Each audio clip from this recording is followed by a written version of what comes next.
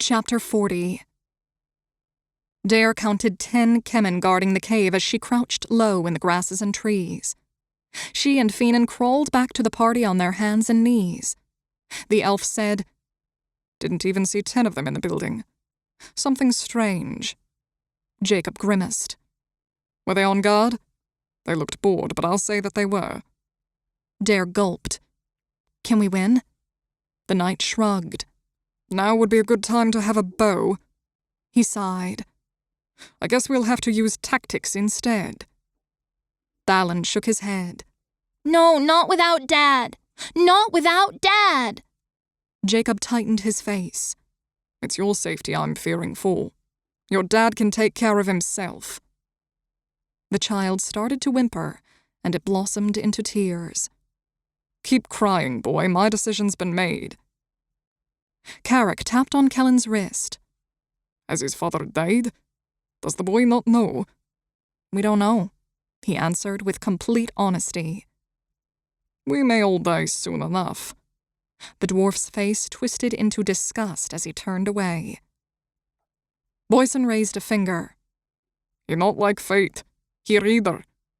He offered a yellow-toothed grin through his scraggly beard and pantomimed riding. "Oh!" Kelin blinked. Then he chuckled. Of course. I'd just assumed." Jacob leaned forward. "Everyone's going to have to carry their own weight on this one. Boyson, Striggle, Finan, and I are going straight in. However, before we get there, Dare, Kelin, Carrick, you're going to sneak around behind them. As soon as they get to us, you attack them from behind. That surprise is our only advantage. We beat them back and run into the cave. Thalin, you stay down and hide. Be ready to run." "But Dad!" the boy sobbed. "But he—" Dare bit her tongue. She patted the child's shoulder. "I'm sure he's fine. And you know he's coming for you." "Let's hope he's not coming for the rest of us," Finan murmured. "Quiet," Jacob commanded. "You in the flank count to 500. And be silent. They cannot know that you're behind them, understand?" "Yes, sir," Dare whispered. "All right. Get going." She nodded. The decaying pine needles made it easier than expected to mask their sounds. She tried to keep count, but gave up after she walked into a tree. She couldn't focus on counting, hiding, and moving at the same time. Not with how quickly her heart was racing. She watched Kelin mouthing a prayer beneath his breath. She glanced at the dwarf, but couldn't read his expression. Kelin and Carrick stopped and lay on the ground. They drew their weapons and began to crawl. Dare remained crouched by a tree and looked up. Well, she didn't think the Kelin would expect that.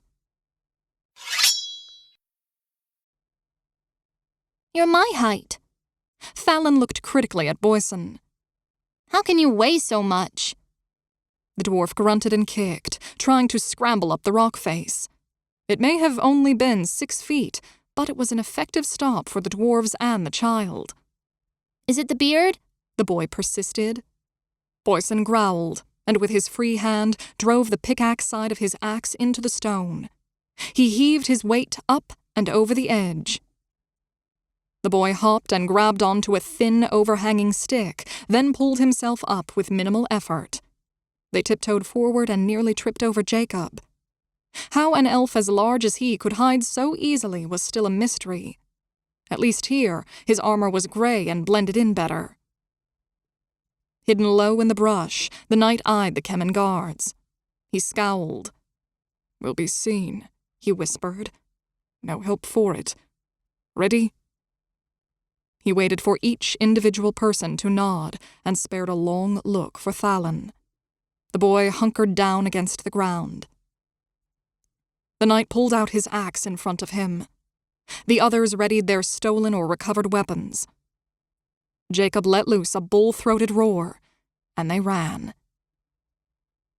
Hammering seconds passed as they closed on the storm readers. 2 Kelin broke from the line, leaving 8 to face the attackers.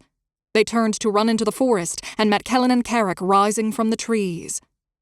One of them immediately folded over the dwarf's axe, and Kelin thrust his sword straight at the other. That Kelin skittered to the side, wild-eyed, and took a swipe at the young man. Kelin parried, but the Kemen was already sprinting away. He followed for a couple steps, but couldn't match his target's speed. He whirled around and ran toward the line of combat. The remaining Storm Readers met their opponent's weapons with their swords. Jacob had felled his second. The rest held their ground in front of the cave. The dwarves leveled their axes at Kemen's thighs and let their own momentum carry them forward while Finan batted aside the Storm Reader swords over their heads. Kelin and Carrick ran up to join their comrades. Dare launched from over the lip of the cave, blocking out the white sun as she flew through the air. Her knife bit deep into a Kemen's neck.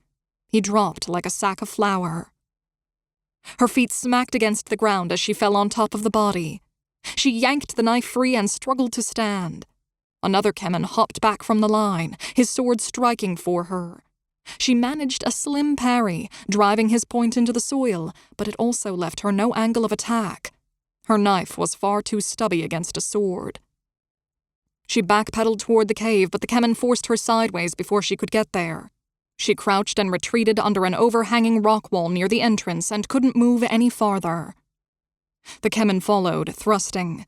His sword pricked the back of her knee as he lunged after her and she rolled to the side.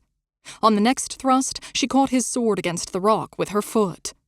She held it there long enough for her to squirm forward and stab him in the face with her knife. He went limp. She crawled out and jumped to rejoin the fracas. She stumbled in line beside Kelin. "So hard without color! I know!" he shouted back. Jacob brought his axe down one more time, and it was over. He pointed at the cave. "Cuts and bruises will have to wait," the knight bellowed. "Fallon?" The boy was looking over his shoulder as he shuffled forward. "One got away! One got away!" Kelin waved toward the trees. "Doesn't matter, go!" Jacob roared. "I'm not leaving Dad!" Fallon screamed. "Yes, you are." Jacob pushed him toward the cave. Fallon glared but ran into the cave. "Dad, please be here." He rebounded off something and squeaked in alarm. "What the hell?" Kelin shoved his way forward. His forehead smacked into some invisible force. "Barrier!" Finan kicked it, striking his foot.